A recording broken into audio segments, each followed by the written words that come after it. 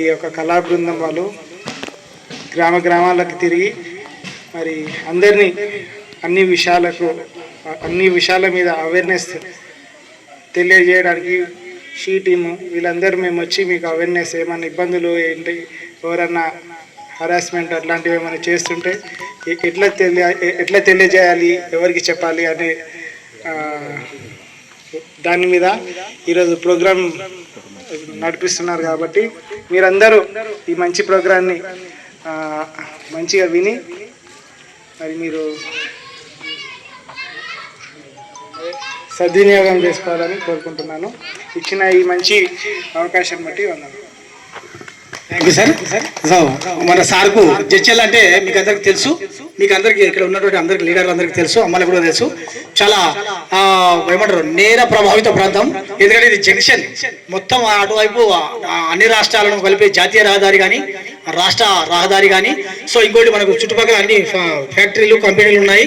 So ఇక్కడికి పనిచేయడానికి వివిధ రాష్ట్రాల నుంచి ఎక్కడి నుంచో వస్తారు. Good evening.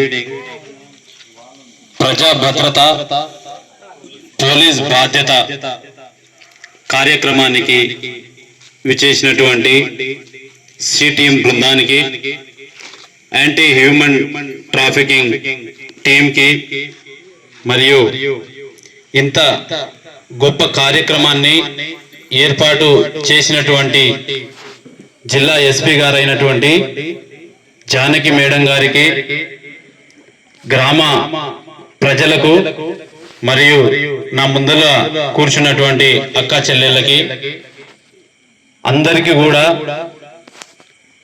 ఈ యొక్క సమావేశానికి విచ్చేసినందుకు ప్రత్యేకంగా ధన్యవాదాలు తెలియజేస్తున్నాను. ఎప్పుడైతే ఈ యొక్క ఎన్నిక జరిగి 5 నెలల కాలం చూసుకుంటే ఇప్పటి వరకు జడ్చర్ల పోలీస్ స్టేషన్ లో ఒల్లూరు నుంచి ఒక్క కేసు కూడా పెండింగ్ లో లేదు. ఒక్క కేసు కూడా పెండింగ్ లో లేకపోవడం అనేది ఈ యొక్క గ్రామ యువకుల సహకారం, వారి యొక్క ఆత్మీయత, వారి యొక్క ఆదరణను ఇంత గొప్పగా ఆదరిస్తున్నందుకు గ్రామంలో ఉన్న ప్రతి ఒక్కరికి ప్రత్యేక ధన్యవాదాలు తెలియజేస్తున్నాను. మనం చూసుకుంటే పోలీసులు మన కోసం ఎంత కష్టపడతారంటే ఎండనక వాననక పగలనక రాత్రనక వాళ్లకు శాంతి భద్రతలను ఎలా కాపాడాలి, ప్రజల ప్రాణ మాన వాటిని ఎలా కాపాడాలి, అదేవిధంగా రోడ్డు భద్రతలో మనం చాలా మంది ఈ 2 వీలర్స్ పైనే చనిపోవడం జరుగుతా ఉంది. వీటన్నిటినీ కాపాడాలనే ఉద్దేశంతోనే వాళ్ళు మన కోసం అహర్నిశలు కృషి చేస్తూ ఉంటారు. మనం చూసుకుంటే మహిళా పోలీస్ అధికారులు ఈ రాత్రి కూడా 9 గంటల సమయంలో కూడా అక్కడ వాళ్ళు కొంచెం డిస్టర్బ్ చేస్తున్నా సరే వాళ్లకు చెప్పి నచ్చజెప్పి ఏ విధంగా మేము ఎందుకు వచ్చామో, మీ యొక్క పిల్లలు ఎలా అయితే చదువుకోగలుగుతారు, ఎలా బాగుపడతారు అనే విషయాలు చెప్తున్నప్పుడు వాళ్ళని నచ్చజెప్పి చెప్పడం అనేది చాలా గొప్ప విషయం మేడం. కాబట్టి మీకు ఆ విషయాలు చెప్పాలనే ఆలోచన ఉన్నందుకు నేను ప్రత్యేకంగా ధన్యవాదాలు తెలియజేస్తున్నాను మేడం. మీకు ఈ యొక్క పోలీస్ భద్రతలో భాగంగా ఈ విషయాలు మన పోలీస్ అధికారులు చెప్పారు కదా, అన్ని విషయాలు వీటన్నిటినీ మనం ఎలా సాధించగలుగుతామంటే కేవలం విద్య వల్ల మాత్రమే. ఒక చదువుకుంటే ఒక పేద విద్యార్థి ఒక ధనవంతుడు కాగలుగుతాడు. చదువు వల్ల ఒక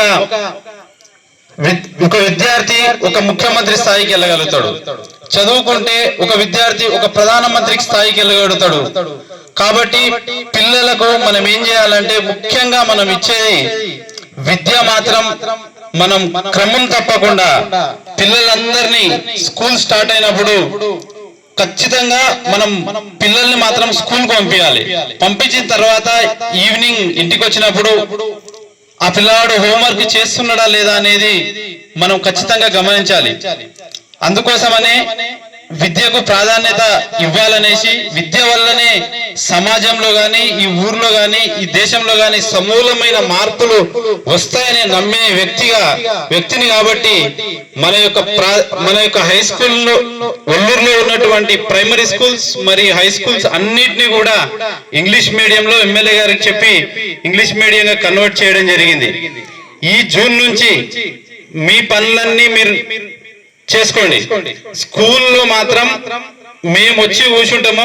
ప్రతి నెల టీచర్ ఏం చెప్తున్నాడు, పిల్లవాడు ఏం చదువుతున్నాడు అనే విషయాలని మేము మా ఉప సర్పంచ్, మా వార్డ్ మెంబర్స్ అంతా వచ్చే జూన్ నుంచి మాకు ఏం పని లేదు, మేము స్కూల్ ని ఎలా డెవలప్ చేయాలి, పిల్లల భవిష్యత్తుని ఎలా డెవలప్ చేయాలనే విషయాలను మాత్రమే పట్టించుకొని ఖచ్చితంగా విద్యార్థుల యొక్క ప్రామాణికను మరియు వారి యొక్క హెల్త్ ని కూడా మేము చూసుకొని గతంలో మనకి ఎన్నడూ లేని విధంగా ప్రైమరీ హెల్త్ కేర్ సెంటర్ ని మనం అంబేద్కర్ కళాభవనంలో ఒక 2-3 రోజుల్లోనే దాన్ని కూడా మనం ఓపెన్ చేసుకోబోతున్నాం.